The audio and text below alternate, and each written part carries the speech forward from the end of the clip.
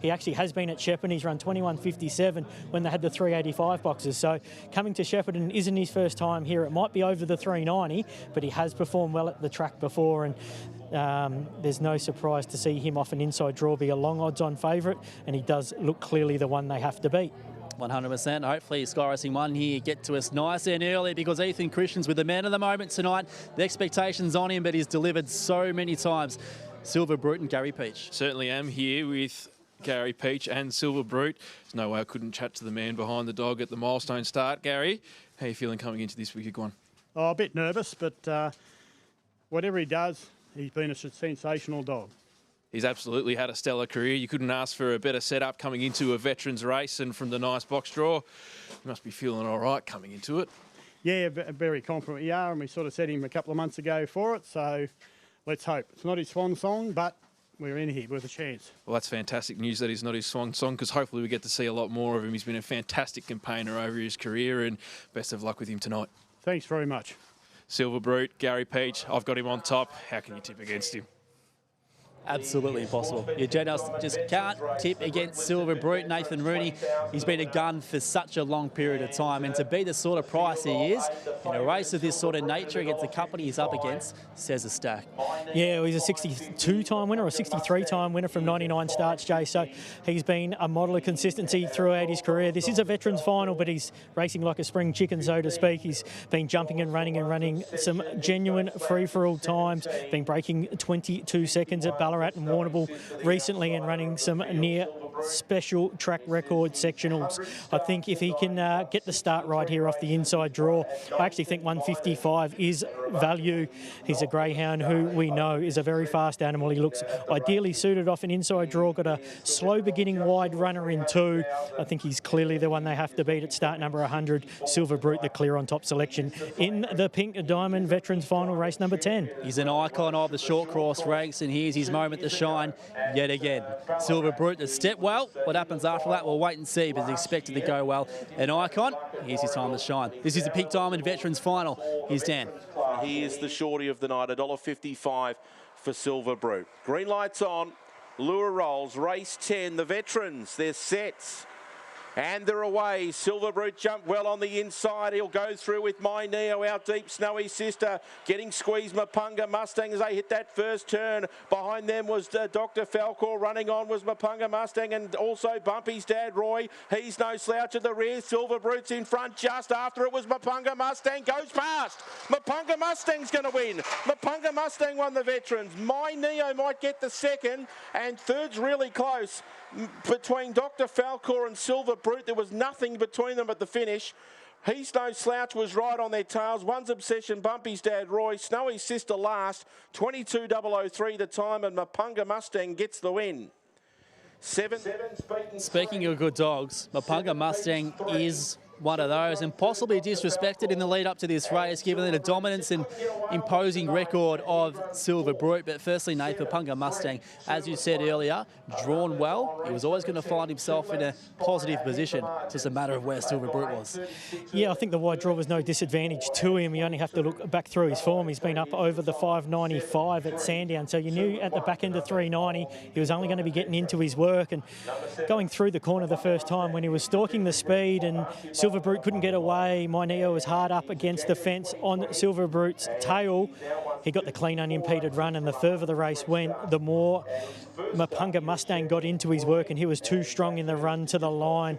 Runner-up, My Neo, once again, was on speed throughout and very honest. Dr. Falcor ended up getting into third, and Silver Brute just had to work overtime after a moderate beginning to take the lead, and then from there he was a sitting duck to some of the stronger type of animals here tonight. And as Gary said, you know, it wasn't the be-all, end-all tonight. It would have been nice to win, but the greyhound, we know of his ability, and he'll continue to race going forward through tonight. And he lost no admirers into fourth, but full credit to Jeff Britton with Mepunga Mustang, the winner of the Pink Diamond Veterans Final. And not only Jeff Britton, but also Barry Smith, where in the conversation of breeding here in Victoria has been an icon for decades, hasn't he? And produced litter after litter, generation after generation that's had a stack of success, and he's been huge for the sport. Oh, he has been, and you know, in just saying that, you're thinking about the trainers that we've touched on, and when when you go back and look at the breeders tonight who have bred the winners of nearly every event that we've seen of the 10-race card so far, geez, there's been some magnificent breeders getting just reward with their greyhounds performing so well in this Pink Diamond Series tonight.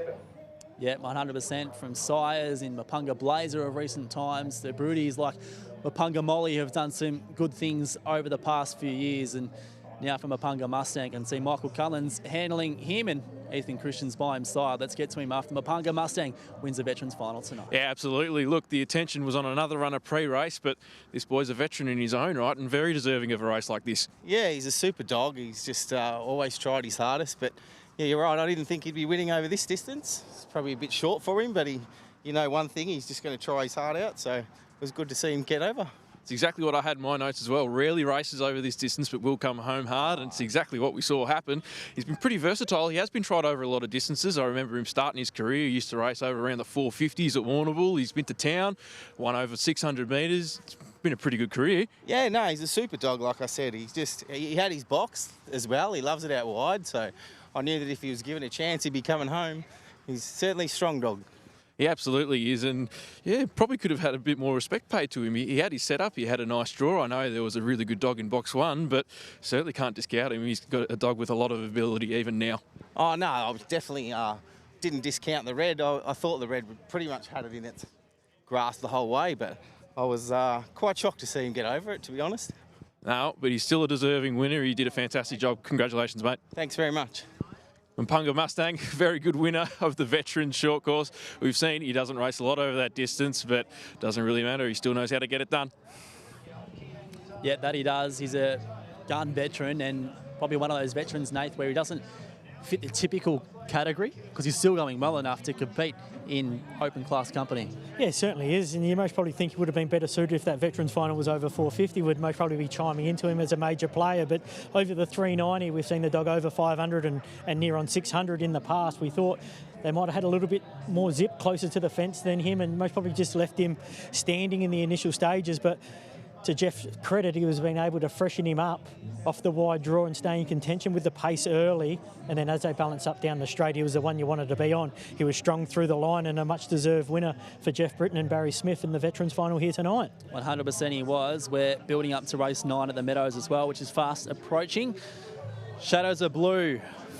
Side by Tommy Shelby is the favourite here ahead of Liverpool. So Jeff Britton dominates the top end of town from that market point of view. How do you think the race is going to play out? Yeah, I like Liverpool here, number 8. I just thought off the wide draw, hasn't had a great deal of luck of recent times. Stepping back up to the 600-metre trip tonight, should be able to find the top, and from there it gets every possibility to return back to the winners list. Did produce 34 and 58 when runner-up here at the track and distance 3 runs ago. I think if it can relive that time standard, it'll be well and truly in this race. I think the main danger is certainly the kennelmate number 2, Shadows of Blue, a greyhound stepping back in trip. Had a go at the rookie here last week, was 4th on that occasion, was a good Shepparton 450-metre winner the start prior. So he'll be doing his best work in the early stages, trying to getting on the back of the kennelmate Liverpool early in the run to the corner.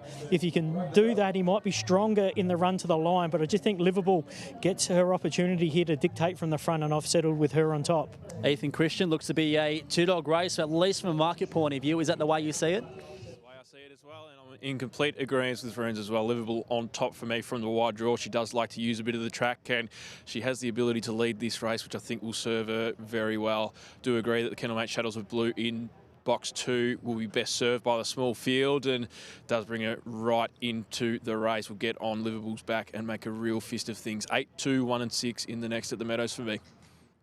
Ethan Christian with the pink Liverpool, and for our Sky Racing 1 audience, Nathan Rooney. You're also in the same camp. Yeah, I am. I think she gets her opportunity to lead here, Liverpool. The wide draw is no disadvantage. She was runner-up at the track and distance 3 runs ago, posting 34 and 58. If she can repeat that time standard, she's going to be awfully hard to catch. I think she'll be able to dictate from the front and give him something to chase. I think the main danger is the kennelmate number 2, Shadows of Blue. He steps back in trip after a 650-metre Shepparton effort last Monday. The small field's going to suit him. He's going to stalk the speed and no doubt be strong late. But I'm on Liverpool. I think she gets the map to dictate from the front here in race 9. A pretty rare mixed 6-7 over the 600 metres at city level. Race 9 at the Meadows. Here's Paul Hammond.